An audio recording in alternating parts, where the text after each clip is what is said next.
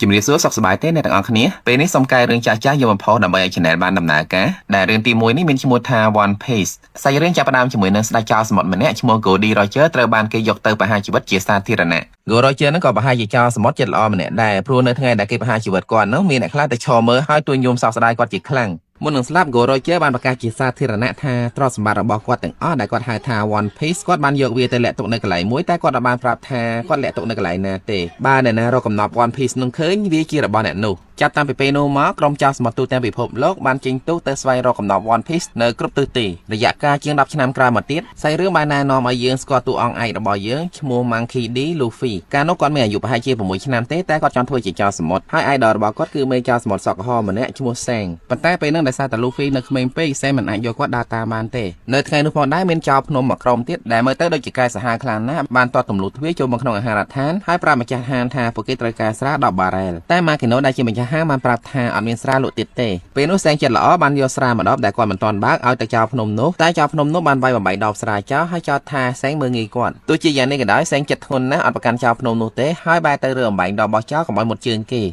បន្តមកចៅភ្នំបានចិត្តក៏ដកដាវកាប់ចានលើតុកថែមទៀតដើម្បីឲ្យ Sang រើសហើយបាននាំពួកចាក់ចេញពីទីនោះបាត់ទៅពេលឃើញអញ្ចឹង Luffy ក៏ដោយចិត្តជំនួស Sang ខ្លាំងណាស់តែ Sang ហើយនឹងក្រុមរបស់គាត់បែរជានាំគ្នាសើចកិលទៅវិញទង្វើរបស់ពួកគេនឹងបានធ្វើឲ្យ Luffy កាន់តែក្តៅមកកម្រិតទៀតហើយបានឡើងឈរស្រែកក្តៅស្ដីឲ្យ Sang ថាជាមនុស្សកំសាកតែ Sang បានពន្យល់គាត់ថាមានមនុស្សខ្លះមិនសមឲ្យគាត់ឆ្លោះជាមួយទេពេលនោះដោយសារតែខឹងជាមួយ Sang ពេក Luffy បានទៅយកផ្លែឈើរបស់ Sang ដែល Sang ដាក់ចោលនៅលើតុយកមកញ៉ាំពេលឃើញអញ្ចឹង Sang មានការភ្ញាក់ផ្អើលហើយនឹងព្រួយបារម្ភពី Luffy ខ្លាំងណាស់ព្រោះផ្លែឈើដែល Luffy ទុំញ៉ាំហ្នឹងមិនមែនផ្លែឈើធម្មតាទេគេហៅវាថា Gam Fruit វាធ្វើឲ្យខ្លួនរបស់ Luffy យឺតដូចកៅស៊ូអញ្ចឹងហើយ Luffy នឹងអត់ចេះហែលទឹកអស់មួយជីវិតបន្តមកមិនយូរប៉ុន្មានស្រាប់តែមានហេតុការណ៍មួយបានកើតឡើងគឺ Luffy ត្រូវបានក្រុមចៅភ្នំចាប់ធ្វើបាបដោយសារតែគាត់ទៅទាមទារឲ្យក្រុមចៅភ្នំនឹងសុំទោស Sang ហើយពេលនោះ Sang ក៏បានទៅដល់ទីនោះផងដែរដែលនៅលើកនេះជាផលពីការប៉ះទង្គិចគ្នាទេព្រោះតាមធម្មតា Sang ចិត្តធ្ងន់ណាស់ទោះបីគេស្ដាប់ទឹកមាត់ដាក់ក៏អត់ឆ្លោះជាមួយនឹងគេដែរតែបើសិនជាមានអ្នកណាគេហ៊ានប៉ះមិត្តភក្តិរបស់គាត់អ្នកនោះច្បាស់ជាមិនរួចខ្លួនទេនៅក្នុងការប្រយុទ្ធគ្នានោះដៃស្ដាំរបស់ Sang ម្នាក់ឈ្មោះ Ben Beckman ស្ម័គ្រចិត្តធ្វើជាអ្នកចាត់ការក្រុមចៅភ្នំតែមកផ្លែសោះ Ben Beckman បានកំចាត់កូនចៅរបស់ចៅភ្នំអស់លីងចំណែកមេគេក៏បានបោកគ្រាប់បែកផ្សែងនាំ Luffy គេចខ្លួនបាត់គាត់បាននាំ Luffy ទៅដល់សមុទ្រហើយដោយសារតែខឹង Luffy ខ្លាំងពេកគាត់ក៏បានបោះ Luffy ចូលទៅក្នុងទឹកបាទប្រកាន់តាមចងពៀពេលនោះមានសត្វសមុទ្រយ៉ាងធំមួយដែលពួកគេហៅថា Sea King បានចេញមកខាំស៊ីចៅភ្នំនោះហើយបន្តមកក៏ចង់ខាំស៊ី Luffy ផងដែរតែ Sang បានចូលទៅជួយទាន់ពេលនោះ Sang នៅជាមានជំនាញពិសេសអីមួយយ៉ាងគ្រាន់តែគាត់ប្រើភ្នែកដ៏មុតស្រួយសម្លក់ទៅកាន់ Sea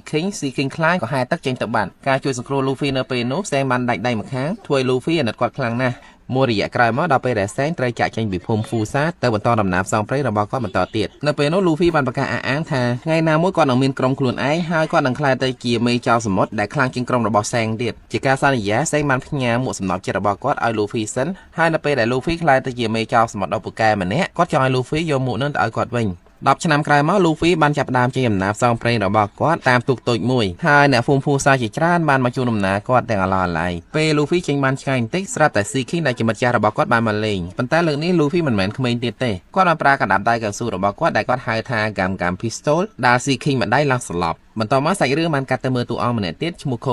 Kobe គឺជាក្មេងម្នាក់ដែលចៅសមុទ្រចាប់មកធ្វើការនៅលើទូករបស់ពួកគេមានថ្ងៃមួយ Kobe រុញប៉ះចំធុងបារ៉ាដែល Luffy ដេកនៅក្នុងនោះ Luffy ចូលទៅក្នុងធុងបារ៉ាដោយសារតែទូករបស់គាត់ត្រូវបានទឹកគួចយកទៅហើយក្រោយមកមានគេប្រទះឃើញធុងបារ៉ានោះក៏លើកឡើងលើកប៉ាល់ហើយក្រោយមកទៀតកប៉ាល់នោះក៏ត្រូវបានក្រុមចៅសមុទ្រប្លន់យកទៀតអញ្ចឹងហើយទៅពេលនេះ Luffy នៅលើទូករបស់ចៅសមុទ្រហើយបានជួបជាមួយនឹង Kobe ជាដំបូង Luffy អត់ខ្វល់ថាគាត់នៅកន្លែងណាទេសំខាន់ពេលនេះគាត់ឃ្លានហើយគាត់ទៅរកអីញ៉ាំសិននៅទីនោះ Kobe បានប្រាប់ Luffy ថាកាលពី2ឆ្នាំមុនពេលដែលគាត់កំពុងតែស្ទូចត្រីសុកមានក្រុមចៅសមុទ្រទៅចៅគាត់មកធ្វើទាស្ករនៅលើទូកមួយនឹងពេលនោះ Luffy បានសួរថាបើមិនចង់ធ្វើការនៅនឹងទេហេតុអីមិនរត់ហើយ Kobe ប្រាប់ថាគាត់អត់ហ៊ានតែសារតែកាប៉ីតែននៅលើកប៉ាល់នឹងឈ្មោះ Alvida កាយខ្លាំងណាស់បើដឹងថា Kobe ចង់រត់នាងច្បាស់ជាសម្លាប់គាត់ចោលហើយនិយាយខ្លីទៅ Kobe គឺជាមនុស្សកំសាកធ្វើអីគាត់ហ៊ានដែរតទៅពេលឮ Luffy ប្រាប់ថាគាត់ចង់ទៅរកកំណត់ One Piece ដើម្បីធ្វើជាស្ដេចចៅសមុទ្រ Kobe ដឹងថាវាគ្រោះថ្នាក់ខ្លាំងណាស់ហើយគាត់អត់ជឿថា Luffy ធ្វើបានទេនៅពេលនោះ Luffy បានខកគាត់មកញ៉ោខ្លួនហើយប្រាប់ថាមនុស្សយើងត្រូវតែធ្វើអីដែលយើងចង់ធ្វើមិនត្រូវបណ្តែតបណ្ដោយតាមជោគវាសនាទេពាក្យសម្ដីរបស់ Luffy បានធ្វើឲ្យ Kobe មានកម្លាំងចិត្តហើយគាត់សម្រេចចិត្តធ្វើតាមក្តីសម័យរបស់គាត់ដែលចង់ធ្វើជាកងម៉ារីនដើម្បីចាប់ជនអាក្រក់បន្តមកកាប៉ីតែនឈ្មោះ Alvida បានទៅដល់ទីនោះហើយពេល Luffy ឃើញក៏សួរ Kobe ថា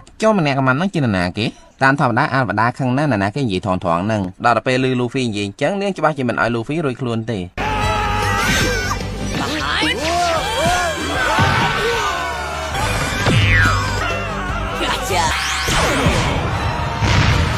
ได้ระบอลูฟี่ประการนายืกันแต่ใช้กำลังการดักคลังในเป็นนู้ตัวใบยาอัลวาดากับมาปันนากับลูฟี่ไอไวปังได้บนต่อมาลูฟี่บันจูนโคบีแต่โจชมัวทัวเจียมาเรนตามกันในสมบัติระบอกก่อนในตามเพลลูฟี่บันซูโคบีแต่ตอนจมูกหนึ่งโซโร่โปรโมนนังอัลวาดาฉลามกอดจมูกหนึ่งโซโร่เป็นนู้โคบีปรับทาโซโร่คือเจียเนี่ยซีชนัวจับเจ้าสมบัติดอกคลังมันเนี่ยปันแต่มันดันทามีเรื่องไอเต้เป็นนี้ลือทาเกจองกอดตกในที่กรองเซลทาวน์บนต่อมามันอยู่ประมาณโปเกบันทัวดำน้ำตลอดตีนุโปรลูฟี่จองมันโซโร่โจกรมไพเรตจมูกก่อนเป็นนู้โปเกบันดาตลอดกันหลายได้เกจับโซโร่จองการทัวตรนการบังอาจนะฮะเป็นนู้พองได้กับเมียนควีนสไตรมเนี่ยที่ตลอดตีนุนี่คลาฮันนะเห็นพลอลบอลที่จูบโซโร่ดับเบิลยบายตนาตายกอดยำปันแต่ในเป็นนู้โซโร่มันพร้อมยำเตะแทนแต่บานดังควีนสไตรนู้ไอตะวันแทนเตียนบนต่อมาเมียนบรักษาเรือเหมือนเนี่ยให้นักกองมาเรียนปีเนี่ยมันตัดดาลกอดมันชอบใบดำนาปีควีนสไตรให้บอกจาวตัดได้จอนไปเลยแทนเตียนบรรทบัตเต้นบรอนนั่งบ้านไปชี้ไอ้มาเรียนเหมือนเนี้ยบอกมีใส่เนื้อจริงแต่กลายระบองวิ่งสนานได้ลูฟี่ช่วยเนียงตอนกลายเป็นบรอสะลื่นตลอดตัววิ่งลูฟี่วันลูโจตะจูโซโร่วิ่งมาดองเป็นโนลูฟี่จองช่วยโซโร่ได้แต่โซโร่มันเอากอดช่วยเตะปันแต่โซโร่บันปังลูฟี่เอาช่วยเรือใบตนาประหลาดได้ไอ้กอดเงี้ยบรรทมาลูฟี่บันโยเรือนั้นแต่ปราบมีใส่จ่าใบตนาถวยเนื้อสบายจัดครั้งนะไม่ใช่มันโนชโมริกาหายในปรับทาโซโรตระบางกิจับจอนั่นคือโดยซาแต่ก็ช่วยเนียงการพิประมาณไงม้วนเป็นกายจะจอมกับบ้าโจมาหางมาระบอนเนี้ยฮาริกาเคยจังก็เตียงบอกจองไว้วิใต้วิบายจะจองคำริกาเป็นสนานน่าแต่เป็นโนโซโรบันไว้กายโนช่วยเนียงตอนแต่พัชกายจะจอนั่นคือจะสั่นเข้มระบอบรอสอเลื้องชโมฮัลเมโปในไทยโนโซโรมันตรมระบายกายเต้ไว้ตั้งมาจากกายเลียเลยนั่นเตียนถ้าโดยซาแต่ฮัลเมโปคือจะโกนโปรระบอเมกอมาเรนเนอร์ดมอนนั่งก็บานเตตูปัดปาระบอกก็เอาเกมมาจับจองโซโรบางวันหาระยะเป็นมาแค่เนอเป็นแต่โปเกกับปนดันนี่ยิ่งขึ้นนั่งแต่แฮลเมโปบันโจมาออกหลอกหางมาระบอริก้ามาดองเตียดในเป็นโนลูฟี่กับบันโจเติมเมื่อให้ลือแฮลเมโปในยีทาปาระบอกก้อนนังปะหายชีวิตโซโรฉับนังให้เป็นลูฟี่ลือจังกดดาแฮลเมโปบันได้รู้สึกจะทาไงนี่ก็นังบุบโซโรโจกรมระบอกก้อนไรมันมันต่อมาแฮลเมโปบันรถเตปดังปาระบอกก้อนชมูโมเกนเอาจับลูฟี่สำหรับเจ้าโมเกนคือจะเมกอมาเรียนระบอรถาบ้านในขนมดมอนนังแต่กายคลั่งนั่นก็คลายกดได้